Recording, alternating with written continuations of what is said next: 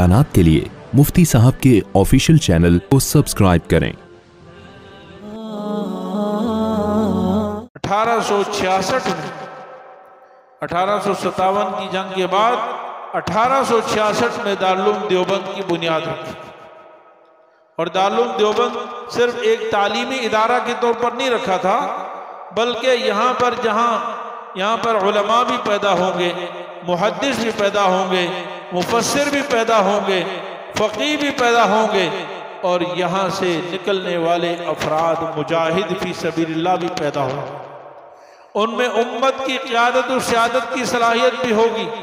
और अगर कहीं अल्लाह रब्बुल आलमीन मुसलमानों को दोबारा सल्तनत और हुकूमत अता फरमाएं तो वो उम्मत को मुकम्मल आदल और इंसाफ की फराहम कर सकें, क़ियादत की सलाहियत भी होगी। चुनांचे 1866 में दारुल देवबंद की बुनियाद रखी। और दारुल देवबंद के सबसे पहले उस्ताद का नाम भी महमूद था और सबसे पहले शागिर्द का नाम भी महमूद था। ये सबसे पहले शागिर्द जो फारिग हुए इनको शेखुल हिंद हजरत मौलाना महमूदुल हसन देवबंदी रहमहुल्लाह कहा जाता है। हजरत मौलाना महमूदुल हसन शेखुल हिंद रहमहुल्लाह। चुनांचे हजरत मौलाना महमूद शेखुल हिंद मौलाना महमूदुल हसन देवबंदी रहमतुल्लाह अलैह जब फारिग हुए तो उन्होंने जहाँ तालीम के मैदान में खूब काम किया, जहाँ तसव्वुफ के मैदान में खूब काम किया, वहाँ इन्होंने अंग्रेज़ के ख़िलाफ़ भी जिहाद के लिए खूब तैयारी की और मुसलसल उनके ख़िलाफ़ तैयारी करते रहे और तहरीक चलाते रहे, खुफिया अंदाज में कोशिशें करते रहे। यहाँ तक के 1916 यानी 1916 को हजरत मौलाना शेखुल हिंद महमूदुल हसन रहमतुल्लाह ने एक पूरी तहरीक कामयाबी एक सूरत बना ली थी। और सिर्फ हिंदुस्तान नहीं बल्कि हिंदुस्तान, रूस, तुर्क और सऊदी अरब इन सब पर मुकम्मल इस्लामी सल्तनत कायम करने के लिए एक निज़ाम बना दिया था।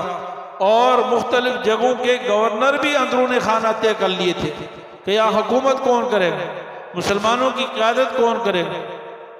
और बहुत एक तहरीक जिसको तहरीक रेशमी रुमाल कहा जाता है, तहरीक रेशमी रुमाल, ये साल पे इस पर मेहनत हुई।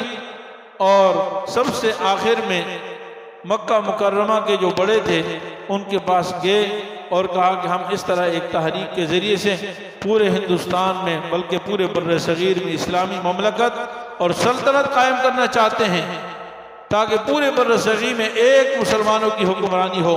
और पहले भी यहाँ मुसलमान थे, 1000 साल तक पूरे हिंदुस्तान पर मुसलमानों ने हुकूमत की है और मुसलमानों को यहाँ पर हुकूमत करने का हक है।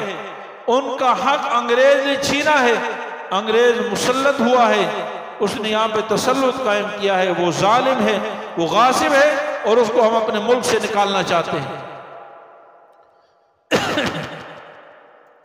लेकिन जो मक्का के बड़े थे, शरीफ मक्का, उन्होंने बजाय इसके कि वो साथ देते हैं अंदरून खाना सारा प्लान, सारी जो प्लानिंग थी हजरत शेखुल हिंद रहमतुल्लाह अलैह की और जितनी भी राज की बातें थी वो सब अंग्रेज को बता दी। साजिश मुसलमानों को जब भी बल्कि किसी भी तहरीक को जब नुकसान होता है तो अंदरून खाना अंदर के लोगों से नुकसान होता है। जब अंदर से गद्दार पैदा ना हो तो बैरूनी ताकतें कभी नुकसान नहीं दे सकती। चुनांचे जब अंग्रेज को तहरीक रेशमी रुमाल का पता चला तो वो सारी साजिश का पता चल गया। तो चुनांचे हजरत मौलाना शेखुल हिंद मौलाना महमूदुल हसन रहमतुल्लाह अलैह को 1918 में गिरफ्तार कर लिया और जज़ायर माल्टा की जेल में उनको रखा गया।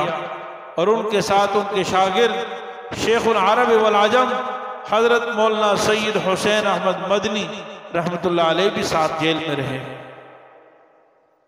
मुर्रिखीन फरमाते हैं कि असल में गिरफ्तार तो हजरत शेखुल हिंद रहमतुल्लाह अलैह को किया था, लेकिन ये भी तारीख का अजीब वाक़या है कि शेखुल अरब वल अजम सैयद हुसैन अहमद मदनी रहमतुल्लाह अलैह ने अंग्रेज से कहा कि मेरे उस्ताद को जहाँ जेल में रख रहे हो मैं उनका शागिर्द हूँ, मुझे उनके साथ रहना है। खिदमत में उनके अपने उस्ताद की खिदमत के लिए खुद जेल गए। 2 साल में अंग्रेज ने शेखुल हिंद रहमतुल्लाह अलैह पर मुशक्क़त और तकलीफ और जुल्म और सितम के पहाड़ ढाए। 1920 में हजरत शेखुल हिंद रहमतुल्लाह अलैह जेल से आज़ाद हुए। मार्च 1920 में आज़ादी मिली। 2 साल में उन पर इस्लाम के लिए क्या गुजरा, इस्लामी सल्तनतों के लिए उनको कितनी तकलीफें हुई, जिंदगी भर के भी बयान नहीं। और नवंबर 1920 में हजरत शेखुल हिंद रहमतुल्लाह अलैह दुनिया से रुखसत हो गए। चंद महीनों बाद दुनिया से रुखसत हो गए। तो फिर उसके बाद भी मुसलमान मुसलसल कोशिशों में रहे। और फिर हमारे अकाबिर हजरत मौलाना अशरफ अली थानवी रहमतुल्लाह अलैह, हजरत मौलाना शब्बीर अहमद उस्मानी, हजरत मौलाना जफ़र अहमद उस्मानी और हजरत मौलाना मुफ्ती शफी साहब रहमतुल्लाह अलैह, इन हजरात ने ये सोच पैदा की कि अलग एक सल्तनत और हुकूमत बना ली जाए, क्योंकि अंग्रेज के खिलाफ काफ़ी लड़ाई हो चुकी है और अंग्रेज किसी तरह तसल्लुत छोड़ने के लिए तैयार नहीं है। तो एक अलग हमारी सल्तनत हो जाए, हुकूमत हो जाए, जहाँ पर हम इस्लामी कवानीन मुकम्मल तौर पर आज़ादाना तौर पर नाफिज कर सकें और इस्लामी तालीमात आम हों और कुरान और सुन्नत का निज़ाम वहाँ आम हो। मुफ्ती साहब के YouTube चैनल को सब्सक्राइब कीजिए और इनके ताज़ा बयानात के जरिए अपनी इल्मी, इस्लाही और फिक्री आबियारी करते रहिए। जज़ाकुमुल्लाह।